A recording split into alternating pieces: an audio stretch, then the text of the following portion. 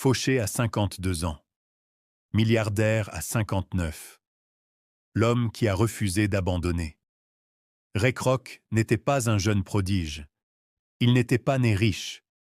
Il était un vendeur de 52 ans. Fauché, arthritique et diabétique, conduisant à travers l'Amérique dans sa Cadillac, vendant des machines à milkshake que personne ne voulait. La plupart des gens à cet âge pensent à la retraite. Ray, lui, pensait à la survie.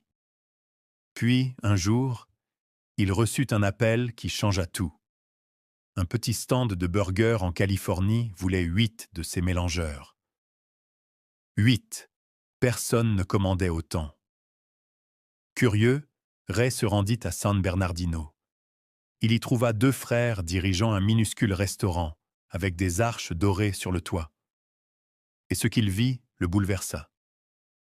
Burgers et frites, prêts en 30 secondes. Parfait à chaque fois. La file d'attente ne s'arrêtait jamais. Il l'appelait McDonald's. Tout le monde voyait un simple restaurant de burgers prospère. Ray Kroc vit un système révolutionnaire, un système qui pouvait être reproduit partout. Il convainquit les frères de lui permettre de le franchiser.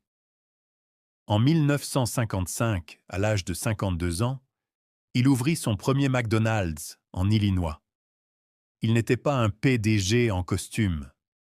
C'était un homme à genoux, en train de gratter du chewing-gum sur le parking, chronométrant chaque burger, s'assurant que ses franchisés suivaient le système exactement.